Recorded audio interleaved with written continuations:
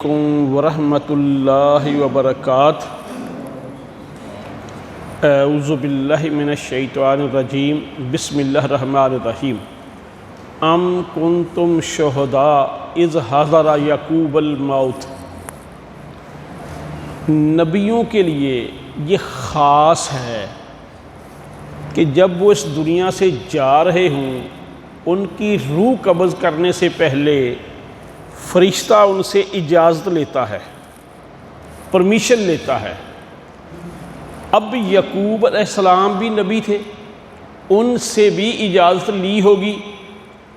اب جب بندے کو یہ بھی پتہ ہو کہ میرا آخری وقت ہے، میں دنیا سے جا رہا ہوں، فرشتے نے بھی اس سے اجازت لے لی ہو، اس موقع پہ جو نصیحت کرے، جب وہ بات کرے، وہ بات کتنی اہمیت کی حامل ہوگی۔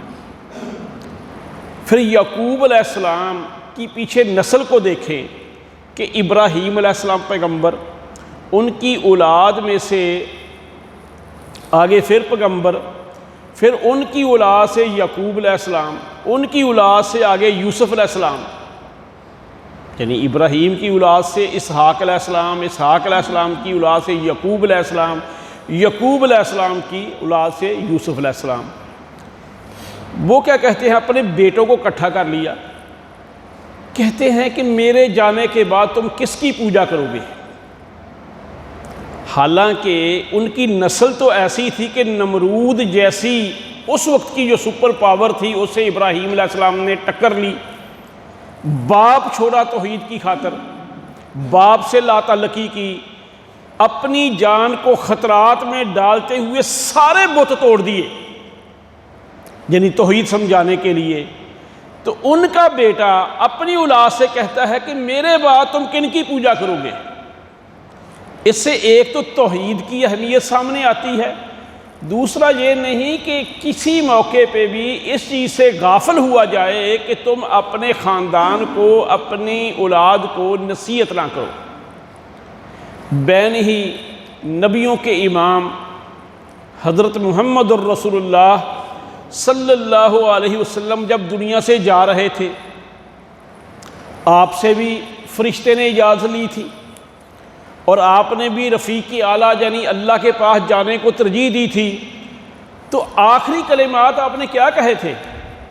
الصلاۃ الصلاۃ وما ملکت ایمانکم، کہ انہوں نے بھی، یعقوب علیہ السلام نے بھی آخری وقت تبلیغ کی، نصیحت کی، اور محمد الرسول صلی اللہ علیہ وسلم نے بھی یہ نہیں کہا کہ فاطمہ کا خیال کرنا، حسن کا خیال کرنا، حسین کا خیال کرنا، کیا کہا کہ میرے بعد نماز کا خیال کرنا، نماز کا خیال کرنا۔ اور پھر جو کمزور طبقہ ہے، جو تمہارے اوپر ہی ڈپینڈ کرتا ہے، ما ملکت ایمانکم، تمہارے جو غلام ہیں، تمہارے جو خادم ہیں، ان کا خیال کرنا۔ یہ تو تھا محمد الرسول صلی اللہ علیہ وسلم کا طریقہ۔ ایسے ہی عمر بن خطاب رضی اللہ تعالیٰ عنہ، جب خنجر لگا، فجر کی نماز پڑھا رہے تھے، مصلے پہ کھڑے تھے، زخمی ہو گئے، زخم اتنا گہرا تھا کہ بچنے کی امید نہیں تھی، تو بے ہوش ہونے کے بعد، ہوش میں آنے کے بعد کیا بات کی کہ میری نماز کا جو حصہ باقی رہ گیا ہے نا، کیونکہ فجر کی جماعت کرا رہے تھے، نماز مکمل نہیں ہوئی تھی، خنجر لگ گیا تھا، وہ مکمل کراؤ۔ تو ہم لوگ آپ کے سامنے ہیں۔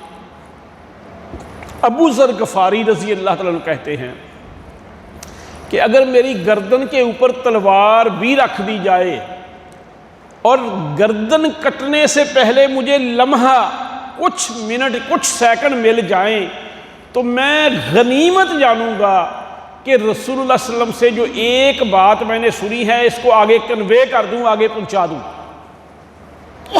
ان سارے واقعات سے آگے تبلیغ، آگے بات پہنچانے کی اہمیت سامنے آتی ہے کہ انبیاء نے بھی، انبیاء کے بعد صحابہ کرام نے بھی اپنی زندگی کا ہر لمحہ، ہر سانس اللہ کے دین کی سربلندی کے لیے رکھا۔ اور ہماری خواہشیں کیا ہیں، ہماری سوچیں کیا ہیں؟ اور یہ بھی مقدر والوں کو نصیب ہوتی ہے کہ ان کی زندگی کے لمحات ضائع نہ ہوں۔ جن کی زندگیوں کے لمحات فضول کاموں میں، ادھر ادھر کی سرگرمیوں میں ضائع ہوتے ہیں، تو میرے بھائی انہیں کچھ سوچنا چاہیے۔ اچھا، کئی بندے کہتے ہیں جی بھول ہوگی۔ ہاں، بھول ہو جائے تو اللہ کے سامنے سرنڈر ہو۔ ایک حدیث میں آتا ہے کہ جب بندے کو بصیرت کی غلطیاں لگے نا، بصیرت کی، تو سمجھو کہ اللہ مجھ سے ناراض ہے۔ اب غلطی بھول آدم علیہ السلام سے بھی ہوئی، بھول شیطان ابلیس سے بھی ہوئی۔ ابلیس اکڑ گیا، اس نے اللہ کو کہا کہ تو نے مجھے گمراہ کر دیا ہے۔ تو آدم علیہ السلام جھک گئے، کیا کہا؟ ربنا ظلمنا انفسنا وان لم تغفر لنا وترحمنا لنکونن من الخاسرین۔ پیغمبر بن گئے، یعنی جھک رہے۔ بصیرت کی غلطی نہیں لگی، بھول ہوئی تو فوراً اس کا ازالہ کیسے کیا، کیسی عقل کی بات کی، کیسی اعلیٰ بات کی کہ اللہ کے سامنے سرنڈر ہو گئے۔ بھی اس ہستی کے سامنے ہماری کیا مجال ہے؟ جس ہستی کی کوئی چیز لے لے، کوئی سائنٹسٹ مانتے ہیں کہ سورج انرجی کا، توانائی کا اتنا بڑا ذریعہ ہے کہ اگر کوئی ہمارے پاس بہت بڑی بیٹری، جیسے ہم بیٹریوں میں چارج کر لیتے ہیں، 1 سیکنڈ کی انرجی سورج کی، صرف 1 سیکنڈ کی، وہ سٹور کر لیں، وہ امریکہ کی 90 لاکھ کی انرجی کی، 90 لاکھ سالوں کی انرجی کی ضروریات کے لیے کافی ہے۔ تقریباً 1 کروڑ سال میں جتنی امریکہ انرجی یوز کرے گا۔ تو میرے بھائی، اللہ سے دعا ہے کہ اللہ ہمیں اپنے سامنے جھکنے کی توفیق عطا فرمائے۔ اور آخری بات یہ کہ حال ہمارا یہ ہے کہ محمد الرسول صلی اللہ علیہ وسلم تو اتنے لمبے قیام کرتے تھے کہ آپ کے پاؤں سوج جاتے تھے۔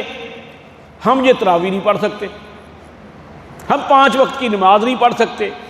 تو میرے بھائی، یہ ہماری بدبختی ہے۔ اللہ مجھے اور آپ کو سمجھنے، غور و فکر کرنے اور عمل کی توفیق عطا فرمائے۔ وما علینا الا البلاغ المبین۔